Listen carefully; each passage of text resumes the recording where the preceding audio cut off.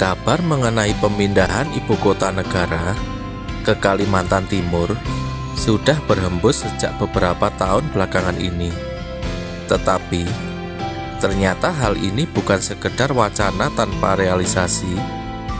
Memasuki awal tahun 2022, berita ini kembali memanas karena adanya pernyataan salah satu politisi yang membuat geger.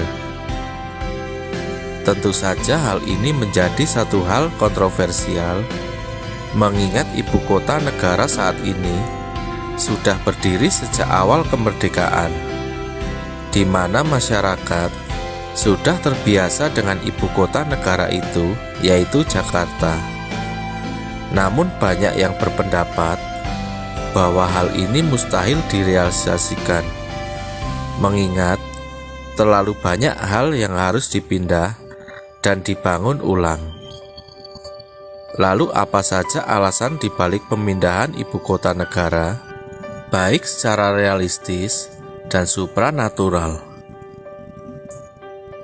Penilaian ini sudah dikaji oleh lembaga atau organisasi yang bertanggung jawab. Ada banyak aspek yang dinilai, seperti lingkungan, keamanan, potensi bencana, sumber air, infrastruktur yang memadai, dan lainnya. Selain itu, Kalimantan berada di tengah Nusantara, sehingga dinilai tidak rawan terhadap bencana. Pemindahan ini juga didasarkan ingin mengubah pandangan mengenai stigma bahwa Indonesia adalah Jawa sentris. Dengan memindahkan ibu kota juga dipandang sebagai cara untuk mengembangkan industri agar bisa merata ke seluruh Indonesia. Hal lain yang memicu pemindahan ibu kota dikarenakan penduduk Pulau Jawa sudah terlalu banyak. Setidaknya 56% dari total penduduk di Indonesia berada di Pulau Jawa, dan sisanya tersebar berada di pulau lain. Selain kepadatan penduduk, alasan lain yang mendukung pemindahan ibu kota seperti polusi, infrastruktur juga tidak memadai yang memperburuk masalah kemacetan. Dan yang paling penting adalah kualitas udara dan air bersih yang semakin memburuk. Perkiraan mengenai naiknya perekonomian negara dengan pemindahan ibu kota menjadi alasan utama. Diperkirakan pemindahan ke Kalimantan, maka 50% ekonomi masyarakat akan meningkat dengan signifikan.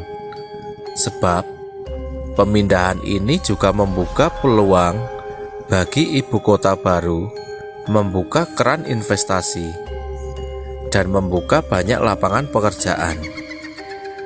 Dari segi supranatural, ada juga alasan yang mendukung pemindahan ibu kota ini. Kami tidak memihak, membenarkan atau condong ke pihak-pihak tertentu. Kami hanya membagikan informasi yang kami ketahui kepada pemirsa. Salah satu pendukung secara gaib yang dimiliki pemimpin negeri ini adalah Ibu Ratu Pantai Selatan dan penguasa Tanah Jawa, yaitu Sabdo Palon atau Eyang Ismoyojati atau Ki Lurah Semar. Ini adalah salah satu fakta yang tidak dapat dipungkiri dan hal yang tidak bisa diperdebatkan, karena hal ini benar adanya. Mengembalikan kejayaan Nusantara yang sudah berkali-kali dihembuskan di tengah masyarakat. Kejayaan Nusantara zaman dahulu akan di-upgrade atau diperbarui ke zaman modern saat ini. Dan tempat atau lokasi yang menurut para leluhur ini pas dan sesuai adalah Kalimantan. Karena keberadaan kerajaan tertua di Nusantara, yaitu Kerajaan Kutai, berada di Kalimantan. Mengapa bukan lagi di Pulau Jawa? Karena dirasa Pulau Jawa sudah cukup sulit untuk menjadi tempat pengembalian kejayaan Nusantara, karena pertambahan penduduk yang sangat banyak ini membuat masyarakatnya memiliki bermacam pikiran, sehingga bisa saja menciptakan ajaran-ajaran dan bahkan jauh dari keaslian Jawa. Dan repotnya lagi, ajaran atau paham ini diikuti oleh masyarakat lain. Seperti yang sudah kami sebutkan tadi, pemindahan ibu kota ini tidak lepas dari campur tangan para leluhur yang menginginkan pengembalian kejayaan Nusantara pada zaman dahulu. Faham dan kepercayaan antara Jawa dan Kalimantan dinilai memiliki kesamaan, sehingga para leluhur mendukung gagasan ini untuk segera direalisasikan.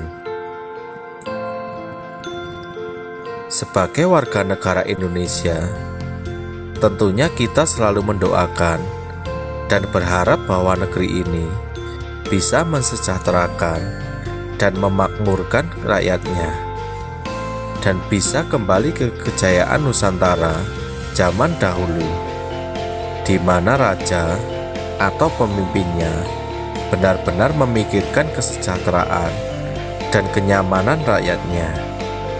Tentu saja apapun yang bisa memberikan hal baik dan nilai positif bagi kita, patut kita dukung.